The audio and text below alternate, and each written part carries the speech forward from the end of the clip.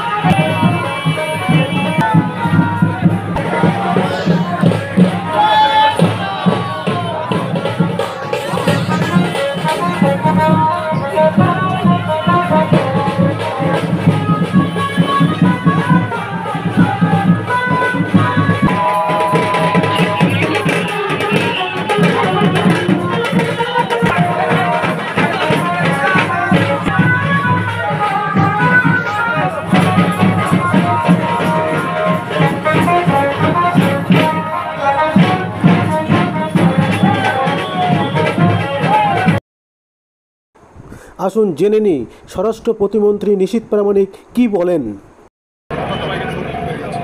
যে বাংলায় মহিলাদের উপর, নারী শক্তির উপর কি অত্যাচার হচ্ছে, মায়েদের উপর কি অত্যাচার হচ্ছে, এটা কিন্তু সারা ভারতবর্ষের মানুষ দেখেছে। এখন লজ্জায় মুখ লুকোবার জায়গা পিসি ভাইপো কেউই পাচ্ছে না। তাই এইসব ফেক ভিডিও বানিয়ে, ফেক অডিও রেকর্ডিং বানিয়ে এই সমস্ত মানুষের সামনে তুলে ধরবার চেষ্টা করছে। কিন্তু মানুষ জানে সত্যি ঘটনা কি।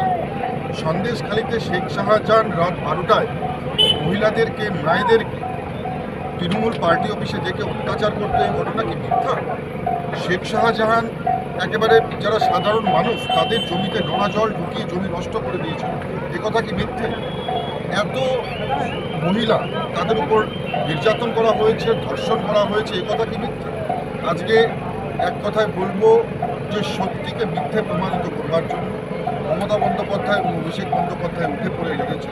বাংলার জাগ্রত জনতা নিশ্চিতভাবে এর জবাব এই লোকসভা নির্বাচনের মাধ্যমে।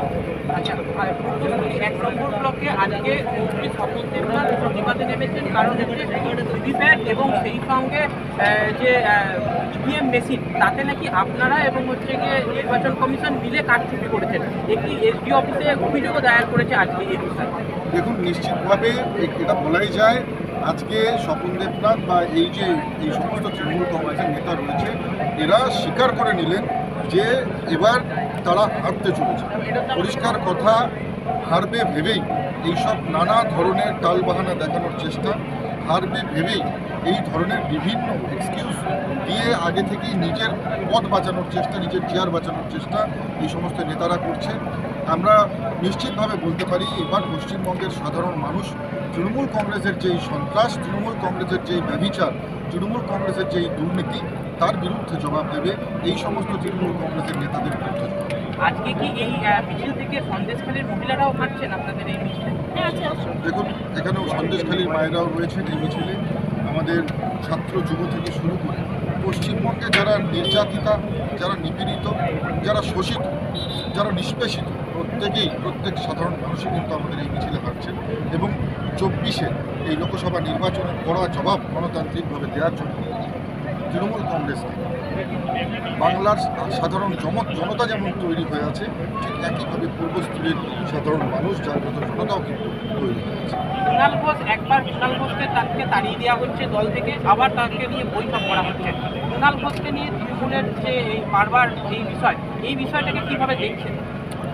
দেখুন, একটা কথা বলবো যে কুণাল ঘোষ বা এই ধরনের যারা আবর্জনা, এদেরকে নিয়ে ভাবার মতন বা চিন্তা করার মতন আমাদের সময় নেই। এরা যেখানেই যাবে এরা আবর্জনা হিসেবেই ব্যবহার হবে। তৃণমূল কংগ্রেসে রয়েছে, তৃণমূল কংগ্রেসে পিসির ভাইপো এদের একেবারে পদলেহন করে উনি রয়েছেন এবং এছাড়া আর কোনো উপায় নেই। কোনো দলে এদের স্থানও হবে না। বড় বড় কথা বলছে না যে পশ্চিমবঙ্গের কোনো নেতার দরকার হবে না, দিল্লির মাধ্যমে যোগাযোগ করবে। আমি দায়িত্ব নিয়ে বলছি, কুণাল ঘোষকে ভারতীয় জনতা পার্টিতে এই ধরনের লোকের কোনো রকমের স্থান হবে না। আমি দায়িত্ব নিয়ে অন ক্যামেরা বলছি। মানে কুণাল ঘোষকে আপনারা নেবেন না বলছেন? একেবারে এই ধরনের আবর্জনা আমাদের দলে কোনো প্রয়োজন নেই। দিকে দিকে বিজেপি কর্মী এখনো আক্রান্ত হচ্ছে, কি বলবেন? দেখুন, তৃণমূল যতক্ষণ আছে ভায়োলেন্স ততক্ষণই বাংলায় থাকবে। শুধু বিজেপি কর্মীরা নয়, সাধারণ মানুষ আক্রান্ত। যারা সাধারণ মানুষ রয়েছে তারা আক্রান্ত, মায়েরা আক্রান্ত, যারা যুবরা রয়েছে তাদের ভবিষ্যৎ নিয়ে একেবারে বলবো যে ঝিলিমিলি খেলা হয়েছে। নিশ্চিতভাবে বলতে পারি যে এই সরকার, এই তৃণমূল কংগ্রেস, এই দল যতক্ষণ থাকবে বাংলায় ততক্ষণ অশান্তি, বাংলায় ততক্ষণ ভায়োলেন্স থাকবে।